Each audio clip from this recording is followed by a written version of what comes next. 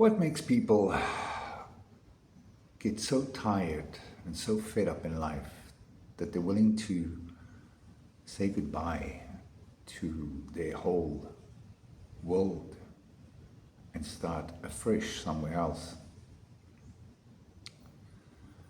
I see so many people being angry at South Africans taking the asylum seeker route. I know a lot of South Africans that's in the asylum seeker program, not just in America, but also in the UK, as well as around Europe, America. Even here in Paraguay, I know a few. I admire them with all my heart. These are people that just had enough, that choose a better way of living life, that just seek a more peaceful way in living life. These are people that's had enough of worrying about their children leaving their homes. Are they going to be safe? Worrying about their daughters, worrying about their sons, worrying about their mothers, their fathers on a daily basis. These are phenomenal people. These are people that I admire, and I admire Trump for recognizing it. When I was speaking out about this during the pandemic, I got no views. There was no attention on South Africa when it was all the riots and all the shit happening in, I think, 2022. My heart goes out to humanity. I don't hold vengeance in my heart for no race, no sex, no religious groups or anything. I don't hold vengeance to people that hurt me, crossed me, betrayed me, put me in harm's way. I don't hold vengeance for that. God has brought me on this beautiful journey and helped me grow into becoming the person I am today. My life has been extraordinary. I have lived all over the world. I have seen and experienced different cultures. I accumulated qualifications. I gathered experience. I learned new skills. And that is what life is about. As beautiful as my journey was, it was also filled with a lot of pain. I had to leave my own country, I had to leave my family, I had to start over. In my day, hijackings was quite regular. I was a victim of twice I was caught on that. But it was the affirmative action that made me realize that there's no hope for us. We as white South African males that was born in an era that we had nothing to do with. When I was born in 1976, 06/16, on Soweto Day, Youth Day, the shit hit the fan. So I literally had nothing to do with apartheid. But yet, because I am white, and even today, companies are being forced in South Africa to employ people of certain ethnic groups first. White males is last on the list. So a lot of companies now has been forced for the last 30 years plus, to literally employ less experienced and qualified people. Now, in South Africa, there's two classes. It's the same as Brazil in many ways. You have the rich and you have the very poor. There's no more middle class. Now, the corrupt flourish, the corrupt government officials, and the corruption is violent.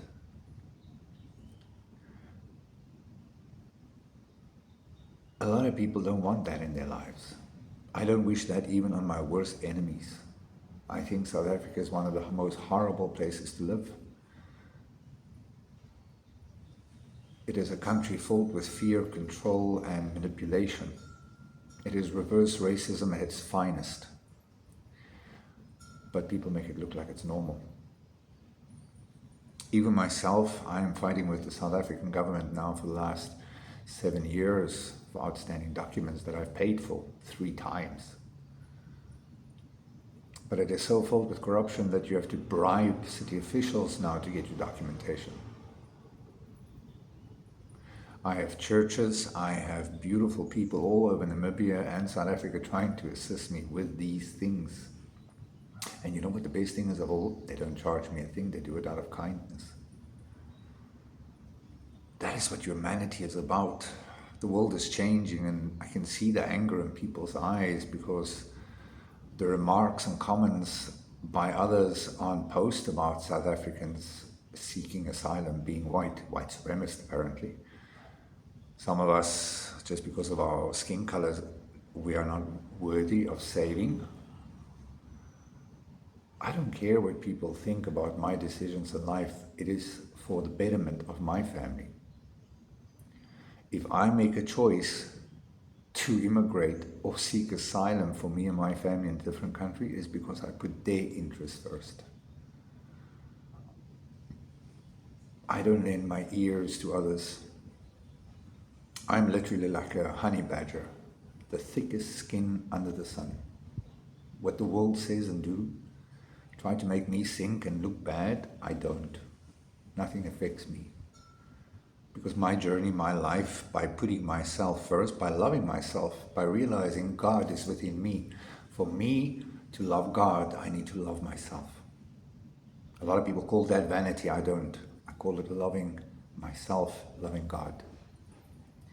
By my actions, by the way I move, by the way I take care of the souls that was entrusted to me to protect them, to guide them in life. That is our children. God gave us children, little souls, to help transform them into phenomenal people. And if you're a parent and you make a decision to immigrate, to move to another country, do so for your children. Don't do it for yourself. Think long term. If your decision is to immigrate or to seek asylum or refugee status in any country, I tell you, go for it. Don't let your ears, your dreams and your hopes die in misery and under control and the fear of judgments of others. God loves you. God hears your prayers. He's opening doors for you. He wants you to move. God is not going to fly into your life and just transform it like that. He wants you to work for something. He wants you to move to the goals in life that you want.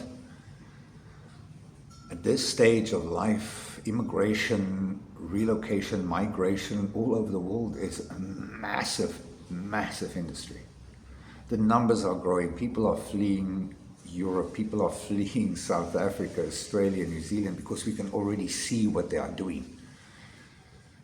Even in South Africa, if you do not wake up now and you still believe that, wow, flick of the switch, everything is going to be fine, it's not. You have to get rid of the swamp creatures within the government completely from top to bottom, even the cleaners, judges, police, the whole thing needs to be cleaned out because you cannot fix a system if it's corrupt still within. By polishing an apple doesn't mean the rotten core is going to go away, pal. Unfortunately, certain things need to be completely demolished, and out of the ashes we shall rise. Even us that immigrated, some people refugee status in countries, even us can see the pictures. We can see the writing on the wall. We seek a better life for ourselves and our families. Opportunities that I got blessed with in life, education, working in the biggest IT companies in the world, traveling the whole world, is something that I would never have been given in South Africa. Whether you have this burning desire within your soul that you need to move with your family, but you don't know where, follow your heart. Listen to your inner voice. Let God guide you from within your heart. Believe me, you will be faced with storms. You will be faced with resistance. The biggest resistance that you're going to find in life is your own fear. Don't fear. Live brave. Live every day as it is your last. And when you pray for a miracle, be specific. Be specific. Build a relationship with God, your guides, your guardians, your guardian angels and angels, your ancestral tribe, your ancestral lineage. Build a connection with all of them. Invite them in your life. Let them guide you. Let them lead you to a safer, more beautiful way in living life, providing for your family, providing for your lineage. When you leave this world, you want to leave a lineage. When people these days leave the world, they leave a world with some form of money. You are remembered for a short time. Eventually you fade. Eventually your pictures are being taken away and you are forgotten. Truth. But now is the time to create a lineage, to create a legacy for your children, for your family. Now is the time to let go of the fear, the control, the anxieties, and the stress. Now is the time to move. Even with myself, I'm the first for everything in my family. I'm the first to leave South Africa. I'm the first to achieve greatness. I'm the first to get a degree at university. I'm the first to do a lot of things in life. I am happy. I am delighted. I am so humbled every day by my blessings. Every day I see the abundance of opportunities, people, even love. Things I didn't think was possible. Here I get into my 40s, starting over in life, and it's just one success and one glorious adventure after the other. Now don't get me wrong, it comes with its challenges. It definitely comes with its challenges. It comes with its own difficulty sometimes. But I don't look at a challenging or a difficult situation as being an obstacle. I look at it as a way to grow. How do I navigate this? I get excited about, like if we get pressured with work and if we have to undertake something, or if I'm being put under pressure by society or by people, then I flourish because I go within.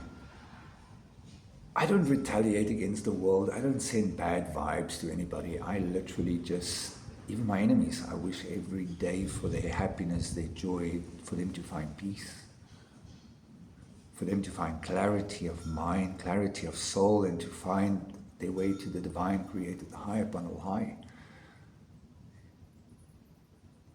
When you immigrate, it is a personal decision between you and God. And it's when you look your children in the eyes and you know you've done something awesome for them. That is when your life changes.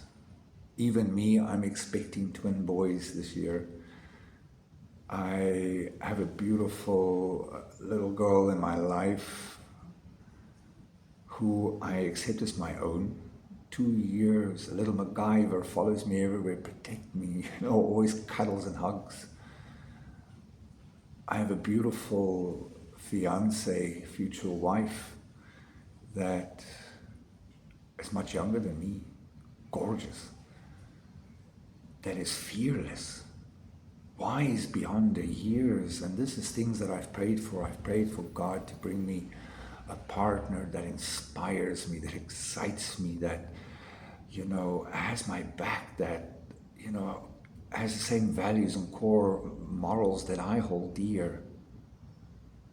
And here comes this blessing of an angel, an earth angel, who's the first woman to actually cook for me, who's the first woman to actually care for me, make sure that I have enough water during the day, make sure that I eat well, that I exercise, that I rest, that I meditate, that I make time for myself, that, even if I'm tired and exhausted, I don't ask people to do anything for me. I do everything myself.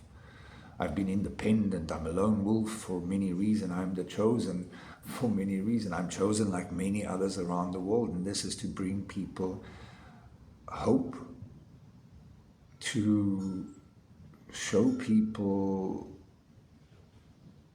a better way of living life, to wake people up. That is my purpose in life.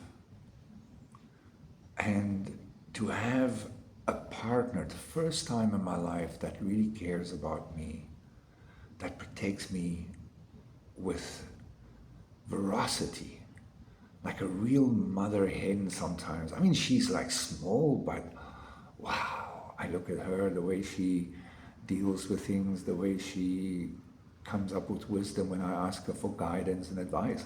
I always have to. I believe that a woman has an intuition stronger than a man, and a woman knows, especially a pregnant woman with twins. So that's kind of overwhelming. But that wouldn't have happened if I stayed in fear and if I lived in South Africa. If I stayed there, I wouldn't have this glorious life. With literally limited resources, if I tell you I could gather together 350 euros when I left South Africa, and what I accumulated since then, with no qualifications, I found a way to get qualifications. I worked my ass off, went to university. I did many other courses and qualifications. For me, the human psyche, the human psychology, alternative healthcare, alternative medicine, natural medicine, things like that. That's what my interest is. Sustainable living, sustainable alternative ways of providing ourselves a better life, a better future. Besides the hotels, my heart is now completely just into my Kali community project. It's about helping those who seek a dignified, fresh new start in life. But again, if I stayed in South Africa, I wouldn't have this great, amazing goal in life. It is my quest. God told me to create this beautiful place that's self-sustainable, where everybody's equal. It's equality. It is unification. It is a reform in living. It is returning back to organic food and healthcare. It is returning to a family environment where our children becomes our first priorities, where their education, the legacy we leave them, the Kali community, that is what is the most important thing in their life. Because we need to change things, that our children has a better way of living and navigating life. It is up to us to set the foundations, and this is why I'm doing this project. That's why I'm doing the hotels, because for me, I know we're going to have an increase in people coming for the project. I need to find ways to house them while we are going to develop. Not just that, in the meantime, I can generate money for the project through the hotels. You know, it's nothing about personal wealth or anything like that. It's not like Rosario and I Noah and Matilda live in our own posh house. We at the moment are staying in the hotel, we're renovating. So for us it makes sense. While we're painting, renovating and improving, you know, we might as well stay here. So it's not comfortable, you know. Sometimes a dream takes a lot of sacrifices. Living in between the build site and, you know, sitting in the evenings in a room and saying, okay, well, let's do that tomorrow, let's focus, maybe we can do this, you know, that takes hard work, especially in a pregnant woman and a 2-year-old. So, again, you know, that would not be possible if I stayed in South Africa, if I held on to fear. For me, this project is the most important thing in the world, is to bring reform and change, equality and poverty prevention, sustainability to the world. This project is not about individual ownership, it is about everybody owns it.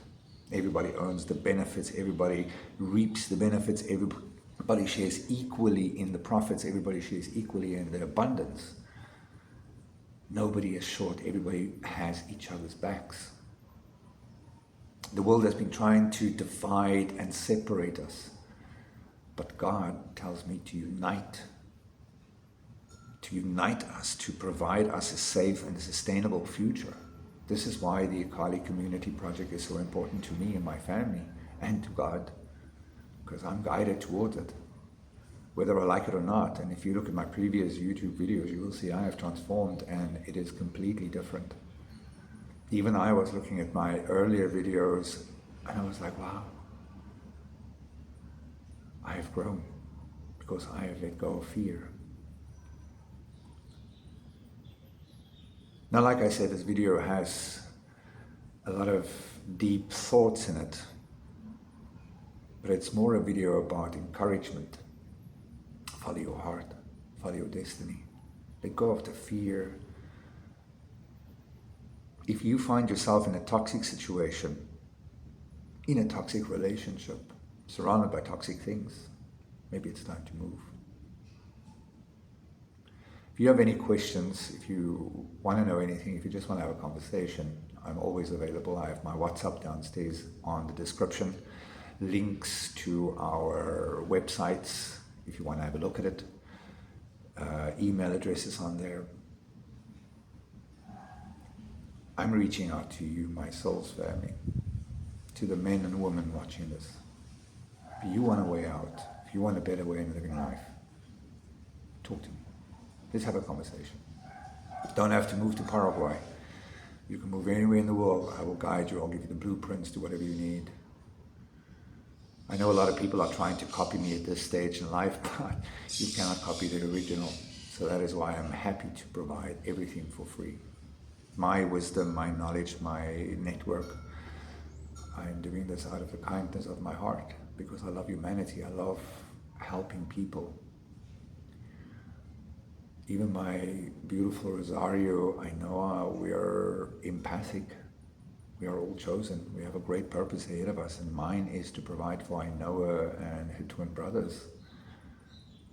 Mine is to provide the next generation a sustainable, safe future, a legacy. Now, this video will be received by many as a very good one, by others not. But as I always say, in life you get those people that do, and then you get those who don't, but always criticize. You choose who you want to be. Let go of fear. Embrace your destiny. Look at your children. Make the right decisions. From love and light from me and my family at our little boutique hotel, the Vandera Boutique Hotel. We send you love, we send you happiness and all that you need.